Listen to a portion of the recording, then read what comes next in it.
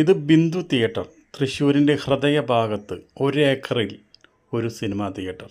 ഇത് വർഷങ്ങളോളം പഴക്കമുള്ള തിയേറ്ററാണ്. ഇതിൻ്റെ പേര് ആദ്യം മാത തിയേറ്റർ എന്നായിരുന്നു. അന്ന് നടത്തിപ്പുകാർ എലൈറ്റ് ഗ്രൂപ്പായിരുന്നു.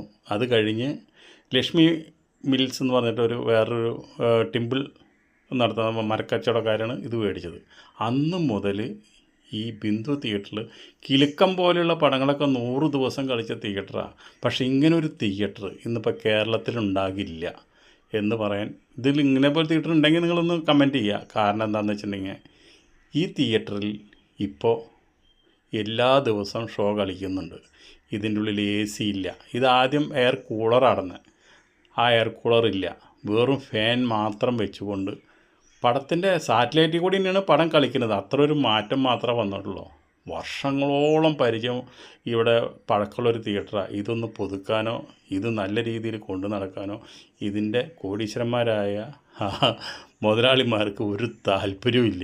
ഇന്നിപ്പോൾ തൃശ്ശൂർ പൂരത്തിൻ്റെ തലേദിവസമാണ്.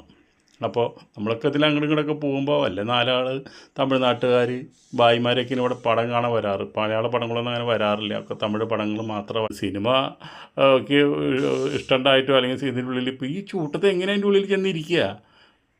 ഇത്രയും അവിടെ ഒരു മരം പോലും ഇല്ല. അതോടൊക്കെ അത്രയും ചൂടായിരിക്കുന്ന സമയത്ത് ഫാനിൻ്റെ ചുവട്ടിൽ പോലും ഇരിക്കാൻ പറ്റാത്ത സമയത്താണ്. തൃശ്ശൂർ ടൗണിൽ എത്രയോ AC തിയേറ്റർ എല്ലാം ഉണ്ട്. ഇവിടെ ഒരു ഡോൾഫി ഇല്ല, 2K ഇല്ല, മറ്റേ ഇല്ല, ഒരു ഇതുമില്ല. വെറും സാറ്റലൈറ്റിൽ പടം തിയേറ്ററിലേക്ക് ഇന്നലെ കണ്ട ജനങ്ങളെ കണ്ടപ്പോൾ തൃശ്ശൂർക്കാരെന്നെ ഞെട്ടിപ്പോയി. എന്തിനാ ഇവിടെയുള്ള ജോലിക്കാർ ഒരു 3 പേരുണ്ട്, അവർ പോലും ഞെട്ടിപ്പോയി. ഇതെന്താണ് ഇവിടെ നടക്കണമെന്ന് അവർക്ക് പോലും തിരിച്ചറിയുന്നില്ല. അവിടെ ആകെ സിനിമയ്ക്ക് വരാറുള്ളത് 2-3 പയ്യന്മാരും തമിഴ്നാട്ടുകാരാണ്. അപ്പോൾ തൃശ്ശൂർ പൂരമായിട്ട് ഇന്നിപ്പോൾ ബിന്ദു തിയേറ്റർ അവർക്ക് നല്ല കോളാണ്. തൃശ്ശൂർ ടൗണിലില്ലാത്ത തിരക്കുണ്ടെന്ന് ബിന്ദു തിയേറ്ററിൽ കണ്ടത്. കാരണം ഒന്നല്ല, ഇത് എക്സ്പീരിയൻസ് ചെയ്യാൻ, ഈ തിയേറ്റർ കാണുമ്പോൾ അവർക്കൊന്ന് എക്സ്പീരിയൻസ് ചെയ്യണം. അതിൻ്റെ ഉള്ളിൽ കയറി ആ സിനിമ ഒന്ന് കാണാം. അപ്പോൾ തണുപ്പ് വേണ്ട, അതുപോലെ തന്നെ 4K സൗണ്ട് വേണ്ട, ഒരു ചുക്കും ചുണ്ണാമ്പും വേണ്ട.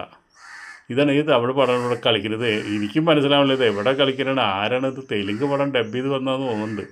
അപ്പോൾ അങ്ങനെയുള്ളൊരു തിയേറ്ററിൽ ഇന്നലത്തെ ഇങ്ങനെ ഒരു തിയേറ്റർ നിങ്ങൾ കേരളത്തിൽ ഞാൻ ഒരുത്തരും ഉണ്ടാവാൻ സാധ്യതയില്ല. ഇത് കൊണ്ട് നടക്കുന്ന മുതലാളിമാരെ സമ്മതിക്കന്നെ വേണം. എന്ന് വെച്ചിട്ടുണ്ടെങ്കിൽ അവർക്ക് സിനിമയോടുള്ളൊരു ആത്മാർത്ഥത. പണ്ട് പേര് കേട്ട തിയേറ്ററാണ്. ഇതിന് മുമ്പിലാണ് അന്ന് കാളചന്തേൻ്റെ വന്നത്. സെക്കൻഡ് ഷോ കഴിഞ്ഞാൽ ഒരു സ്ത്രീ പ്രേതം ഇവിടെ വരാറുണ്ട്. പലരും കണ്ടവരുണ്ട്. അതുകൊണ്ട് ആരും അവിടെ കിടക്കാറില്ല.